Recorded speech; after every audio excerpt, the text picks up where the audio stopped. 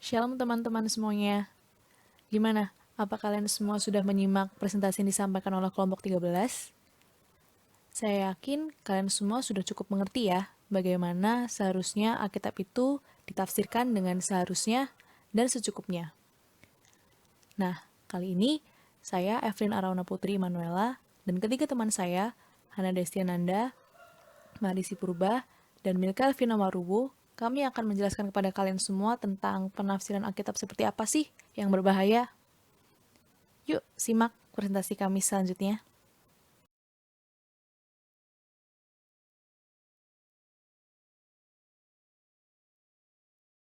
Pada kesempatan kali ini, kami akan menjelaskan 4 poin penting dalam penafsiran yang berbahaya. Yang pertama, kita akan menjelaskan tentang apa sih pengertian dari penafsiran itu sendiri. Dan yang kedua, kita akan menjelaskan tentang tujuan menafsirkan Alkitab. Yang ketiga, kita akan menjelaskan kepada kalian semua tentang macam-macam penafsiran Alkitab yang berbahaya. Dan selanjutnya, nanti akan dijelaskan juga bagaimana sih cara memahami Alkitab. Sebelum kita lanjut ke dalam pembahasan mengenai macam-macam penafsiran Alkitab yang berbahaya, di sini saya akan menjelaskan lebih dulu mengenai apa itu penafsiran. Nah, penafsiran atau biasa disebut sebagai hermeneutics itu memiliki arti menerjemahkan atau menafsirkan. Dapat juga diartikan sebagai membawa seseorang kepada pemahaman akan sesuatu. Itu ungkap Karen Bevill dalam artikelnya yang berjudul Mengapa Penafsiran Itu Penting. Nah, Grudem dalam bukunya dia menyatakan bahwa hermeneutics is the study of correct methods of interpretation. Jadi, penafsiran itu merupakan sebuah studi mengenai bagaimana sih cara menafsirkan Alkitab, metode apa yang benar yang dapat kita gunakan untuk menafsirkan Alkitab. Nah, berbicara mengenai metode, erat kaitannya dengan sains. Oleh sebab itu, Kieran Bevill juga menambahkan bahwa biblical hermeneutics itu the science and art of interpreting the Bible. Jadi sebuah seni dan sains untuk menafsirkan Alkitab. Nah, dalam KBBI, menafsirkan itu sendiri memiliki arti menerangkan maksud dari ayat-ayat kitab suci, mengungkap maksud dari suatu perkataan dan penjelasan secara lebih dalam. Nah, jadi bisa kita katakan bahwa penafsiran itu merupakan kegiatan, merupakan suatu aktivitas yang menggunakan metode tertentu untuk dapat kita mengerti arti dan dapat menjelaskan suatu ayat Alkitab dengan lebih jelas. Nah, mungkin beberapa dari teman-teman ada yang bertanya, mengapa perlu penafsiran Alkitab? Mengapa menafsirkan Alkitab itu penting bagi kehidupan kita? Nah, selanjutnya saya akan menjelaskan mengenai mengapa penafsiran itu penting. Dalam kita memahami pentingnya penafsiran dalam hidup kita, maka kita juga perlu tahu pentingnya Alkitab dalam kehidupan kita. Bernard Ramm dalam bukunya yang berjudul Protestant Biblical Interpretation, A Textbook of Hermeneutics, the Bible is for one purpose, to promote the spiritual prosperity of a man. The Bible is not an end, it is a means. Its purpose is first of all to make us wise into salvation, and secondly to benefit us in our Christian life through doctrine, reproof, correction, and instruction in righteousness. Jadi dalam statement Bernard Ramm ini dapat kita mengerti bahwa esensi dari Alkitab itu sendiri tujuan utamanya adalah untuk menumbuhkan kehidupan spiritual kita, untuk membuat kehidupan spiritual kita ini semakin prosper, semakin kaya dalam pengetahuan yang benar. Dan Alkitab itu bukan hanya menjadi tujuan akhir. Maksudnya adalah di sini dalam memahami Alkitab, dalam kita mempelajari Alkitab, tujuan akhirnya itu bukan hanya sekadar untuk memahami apa isi Alkitab, bukan hanya sekedar untuk menambah pengetahuan kita tentang doktrin-doktrin yang ada di dalamnya, tetapi tujuan utamanya itu adalah untuk pertumbuhan rohani kita. Makanya di sini disebutkan bahwa the Bible is not an end. Dia bukan tujuan akhir, tapi itu adalah alat supaya kita bisa semakin serupa dengan Allah. Supaya kita semakin bisa mengerti dan kita bisa melakukan apa yang menjadi kehendak Allah bagi kehidupan kita.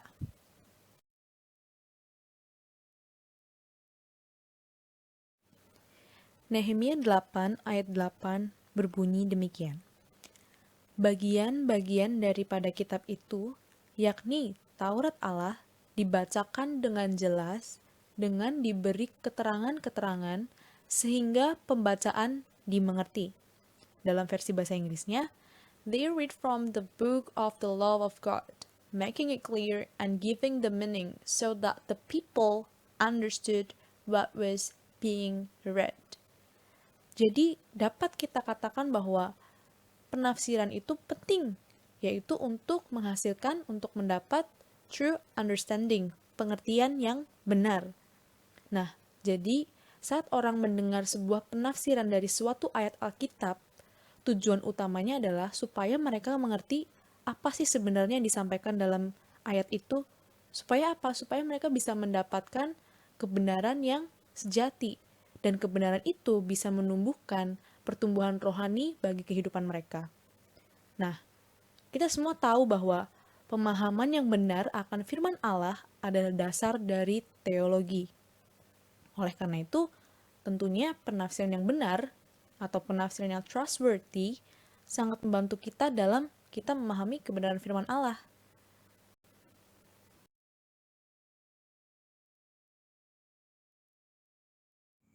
Jadi, selanjutnya kita akan membahas bagaimana dulunya penafsiran Alkitab itu dilakukan.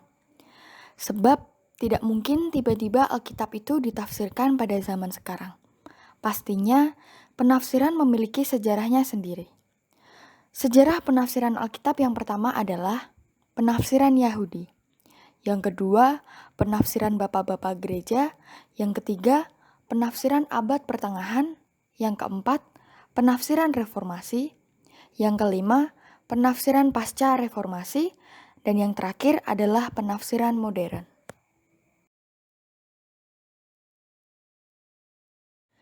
Jadi, sejarah awal penafsiran Alkitab adalah penafsiran Yahudi. Penafsiran Alkitab pada dasarnya tidak bisa lepas dari sejarah bangsa Yahudi. Alkitab sendiri sudah ditafsirkan sejak masa Esra saat bangsa Mesir kembali dari pembuangan. Di dalam Nehemia 8 ayat 8, tercatat bahwa Esra dan orang-orang Lewi membacakan bagian-bagian Alkitab dengan menambahkan keterangan-keterangan agar pembacaan yang dilakukan dapat dimengerti. Isi dari Nehemia 8 ayat 8 adalah bagian-bagian daripada kitab itu, yakni Taurat Allah, dibacakan dengan jelas, dengan diberi keterangan-keterangan sehingga pembacaan dimengerti. Hal ini dilakukan Esra agar seluruh rakyat yang sedang berkumpul di depan pintu gerbang air, baik laki-laki maupun perempuan, dapat mendengarkan dan menerima isi firman itu dengan baik. Pembacaan yang dilakukan oleh Esra ini juga dilakukan sebab pada masa tersebut orang-orang Israel tidak memiliki pemahaman yang baik tentang bahasa Ibrani, sehingga Esra dan orang-orang Lewi membantu menyampaikan isi Taurat dalam bahasa Aram dengan menambahkan keterangan-keterangan. Keterangan ini merupakan tafsiran dari Taurat agar mudah dimengerti oleh orang-orang Israel. Sedangkan tujuan dari penafsiran Yahudi ini adalah untuk menjelaskan relevansi ajaran kitab suci dalam situasi yang baru dan berubah. Baru dan berubah di sini dimaksudkan agar setiap orang dapat menyadari dan menyikapi perubahan yang sedang terjadi pada masa tersebut, namun tetap tidak melepaskan kejadian-kejadian tersebut dengan ajaran di dalam kitab suci. Penafsiran yang kedua adalah penafsiran bapak-bapak gereja. Penafsiran ini berasal dari dua sekolah pemikiran yang sedang berkembang pada masa itu, yaitu sekolah Alexandria atau yang disebut dengan mazhab Alexandria, dan sekolah Antioquia yang bisa disebut dengan mazhab Antioquia. Kedua mazhab ini memiliki pandangan yang berbeda tentang Alkitab dan penafsirannya. Mazhab Alexandria menggunakan penafsiran secara alegoris. Mazhab ini juga memiliki dua tokoh yang mencetuskan pemikiran-pemikiran tentang penafsiran Alkitab, yaitu Clement dan Origenes. Clement menyatakan bahwa Alkitab menyembunyikan maknanya yang sejati. Hal ini menyebabkan munculnya kemauan untuk menyelidiki lebih dalam lagi. Sebab hal-hal yang di dalam Alkitab tidak seperti yang dapat dipahami oleh orang-orang pada umumnya. Maka perlu pendalaman untuk menafsirkan maksud dan tujuan di dalamnya. Tokoh yang kedua adalah tokoh yang paling menonjol pada mazhab Alexandria, sebab ia dapat mengemukakan prinsip-prinsip penafsiran alegori Kristen yang paling menyeluruh dan memadai. Ia menyatakan bahwa Alkitab memiliki struktur tubuh, jiwa, dan roh sama seperti manusia. Tubuh adalah pengertian literal, jiwa adalah moral atau etis, dan roh adalah pengertian alegori.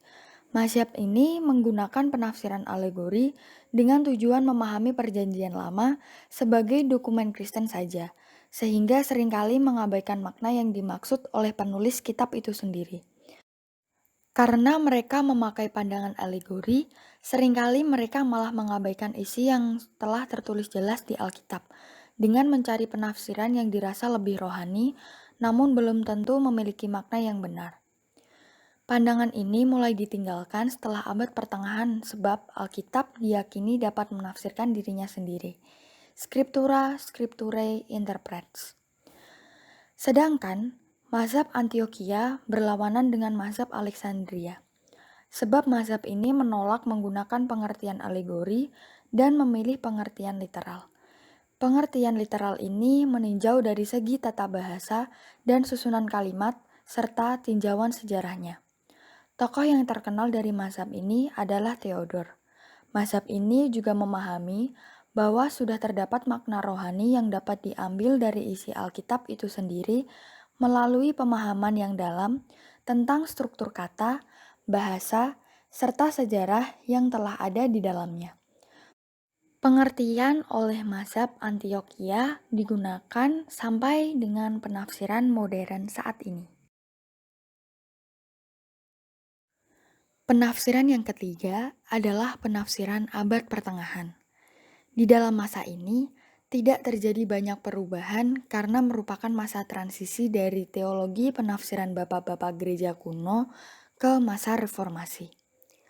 Pada masa ini, hanya berpegang pada penafsiran bapak-bapak gereja saja, serta menjadikannya sebagai otoritas gereja.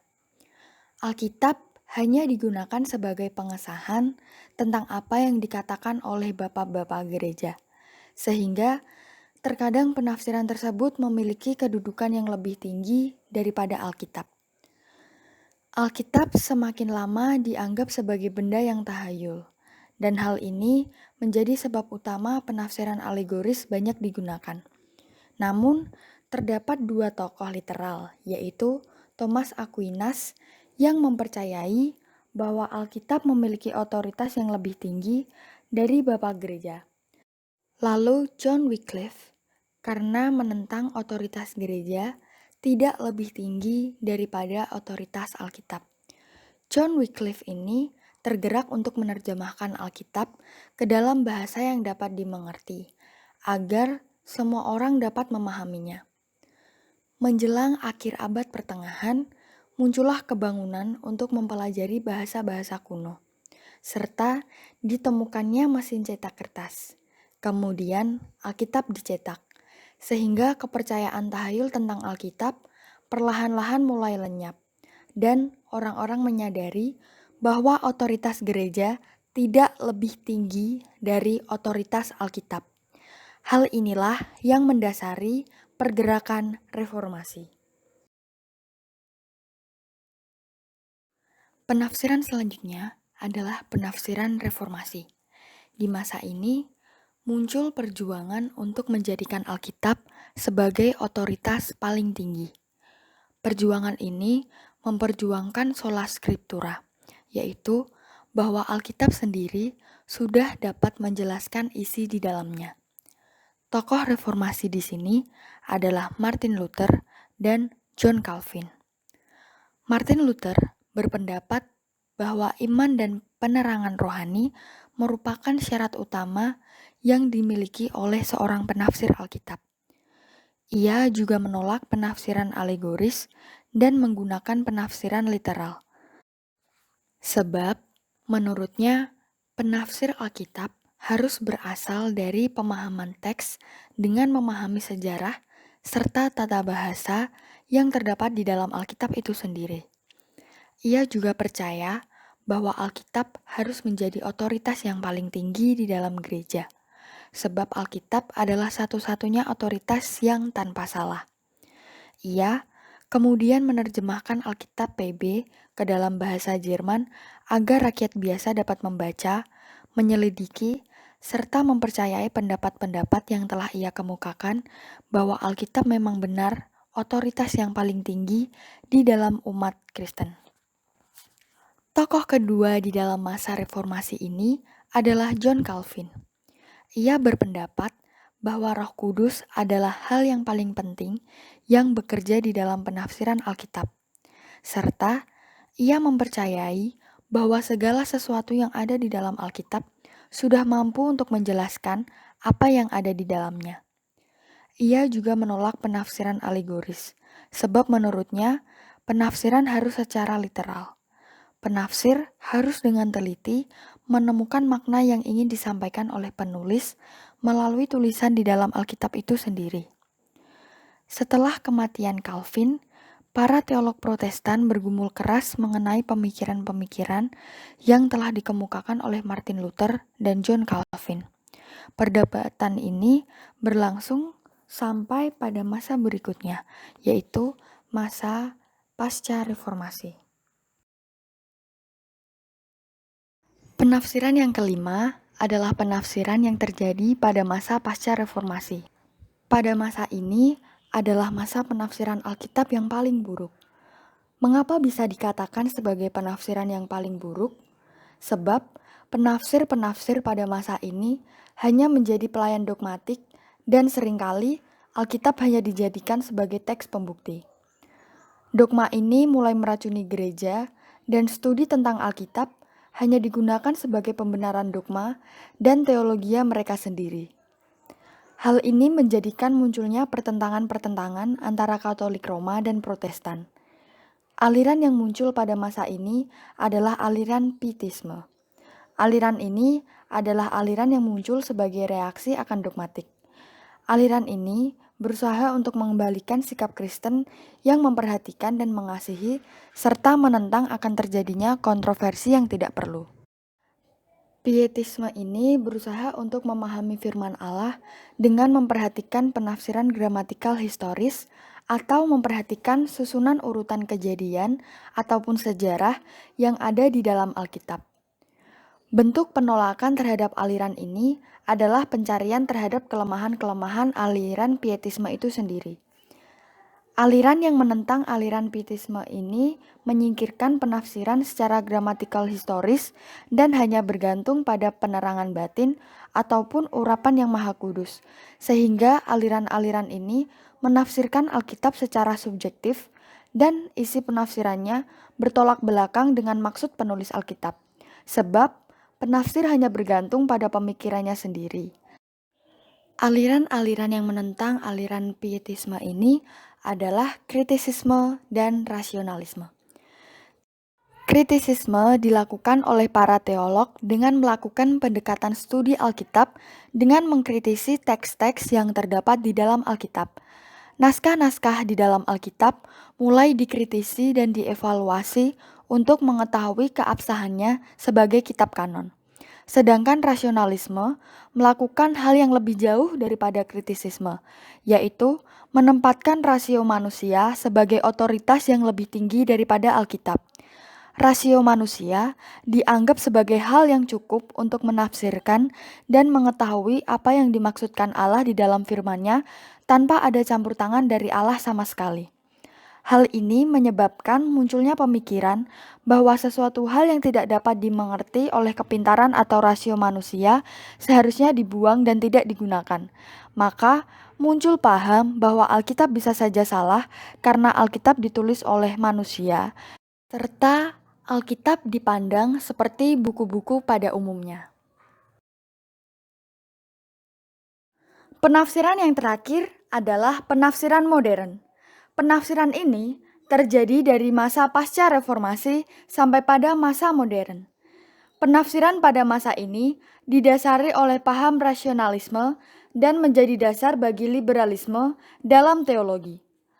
Pada periode ini, teolog tidak memikirkan metode penafsiran apa yang digunakan, melainkan menyelidiki fungsi dari hermeneutik atau penafsiran dalam ruang lingkup yang lebih dalam lagi.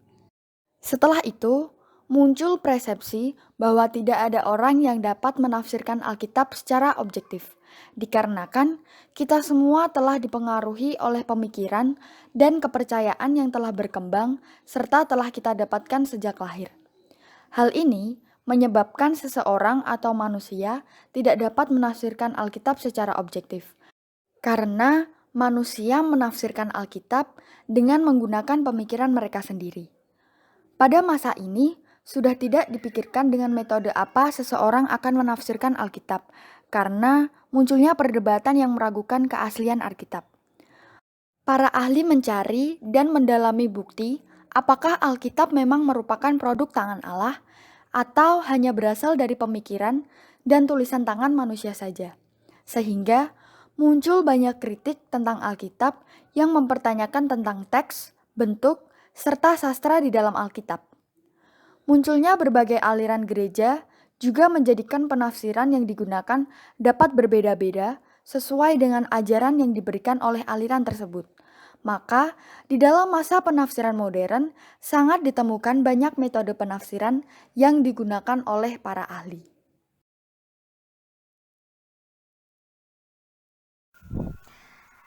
Apa itu penafsiran Alkitab yang berbahaya? Pertama, kita perlu untuk tahu mengapa kita butuh penafsiran Alkitab yang benar dan yang tidak. Yaitu karena hal itu membantu kita untuk mengetahui dan semakin mengenal isi kebenaran firman Tuhan yang benar-benar benar. Nah, sekarang apa itu penafsiran Alkitab yang berbahaya? Penafsiran Alkitab yang berbahaya adalah penafsiran Alkitab yang tidak sejalan dengan prinsip-prinsip penafsiran yang benar.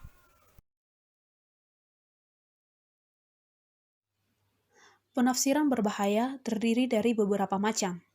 Yang pertama, penafsiran harafiah. Yang kedua, penafsiran alegoris. Dan yang ketiga, penafsiran spekulatif.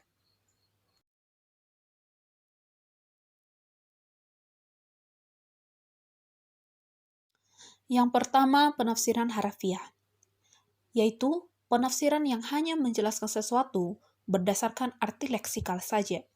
Arti leksikal adalah makna kata atau leksem sebagai lambang benda, peristiwa, objek, dan lain-lain. Maka, penafsiran harafiah itu berarti memaknai suatu ketentuan dalam peraturan berdasarkan pada makna kata, kalimat, dan tata bahasa dalam pengertian sehari-hari. Sedangkan penafsiran harafiah yang dimaksudkan oleh kitab suci sangat tergantung dari apa yang tertulis di dalamnya. Namun, tidak selamanya semua isi Alkitab ditafsirkan secara harafiah. Sebagai contoh, dalam Yohanes 3 ayat 1-8. Di sini Tuhan Yesus sendiri menegaskan pentingnya kelahiran kembali untuk dapat melihat kerajaan Allah. Tetapi masalah justru timbul. Karena Nikodemus mengerti ucapan Yesus tersebut secara harafiah. Nikodemus bertanya kepada Yesus, "Bagaimanakah mungkin seseorang dilahirkan kalau ia sudah tua? Dapatkah ia masuk kembali ke dalam rahim ibunya dan dilahirkan lagi?" Yang terdapat dalam ayat 4. Karena itu, kita harus memperhatikan dan menganalisa baik-baik apakah ayat yang sedang dibaca bermakna harafiah atau bukan. Yang kedua, penafsiran alegoris. Kalau cara yang pertama tadi sangat terikat pada huruf atau kata. Namun cara ini justru tidak mau terikat pada kata. Tetapi Mereka mencari arti lebih dari yang tertulis dengan cara merohanikannya. Itulah mengapa penafsiran alegoris adalah penafsiran yang mencari makna lebih dalam dari suatu hal dengan cara merohanikannya. Prinsip dalam menafsirkan Alkitab adalah dengan bila Alkitab menyebut hal tersebut kiasan yang harus dimengerti secara rohani, terimalah demikian. Contoh Matius 13 ayat 18-23. Pada bagian ini kita melihat Tuhan Yesus sendiri memberikan arti perumpamaan tersebut. Tetapi bila dinyatakan hal tersebut tidak diartikan sebagai kiasan, tetapi fakta sesungguhnya yang harus kita gali maknanya, maka galilah, jangan dirohanikan. Sebagai contoh, di kisah perkawinan di Kana pada Yohanes 2, ditafsir dengan cara alegoris. Pada ayat 6 tertulis, di situ ada 6 tempayan yang disediakan untuk pembasuh menurut adat orang Yahudi. Lalu dengan lantang, pengkhotbah tersebut bertanya, mengapa 6 tempayan? Mengapa bukan 5? 6 bukan sembarang 6, tetapi 6 menunjukkan bahwa Allah menciptakan langit dan bumi selama 6 hari. Karena itu, kita harus menghormati hari Sabat. Kita hanya boleh bekerja selama 6 hari. Yang ketiga, yang terakhir adalah penafsiran spekulatif, yaitu penafsiran yang hanya berdasarkan spekulasi si penulis. Spekulasi berarti dugaan yang tidak berdasarkan pada kenyataan. Sebagai contoh dalam kitab Wahyu 13 ayat 18, yaitu bilangan 666. Ada orang yang terlalu berani menafsirkan arti bilangan 666 tersebut. Tentu saja, orang tertentu memiliki arti tertentu terhadap bilangan tersebut. Namun, penafsir yang bertanggung jawab tidak akan berani berspekulasi akan arti bilangan tersebut. Penting untuk kita ketahui bahwa murid Yohanes sendiri yang menulis kitab Wahyu ini tetap tidak tahu cara pasti apa arti bilangan tersebut. Jika demikian halnya, mengapa Kuta yang hidup 2000 tahun kemudian merasa lebih tahu daripada murid Yohanes tersebut? Yaitu karena mereka menggunakan penafsiran spekulatif. Hal-hal lain yang dapat membuat suatu tafsiran menjadi berbahaya. Yang pertama, masalah terjemahan Alkitab, yaitu di dalam keterbatasan term atau istilah bahasa Indonesia untuk mengartikan kata dengan tepat menggunakan arti atau kata yang sesungguhnya. Yang kedua, penafsir yang tidak memperhatikan konteks. Dalam menafsirkan, perlu dilihat konteksnya dan dicari relevansinya. Tidak boleh hanya menafsirkan secara harfiah, alegoris, atau dengan spekulatif atau dugaan si penulis.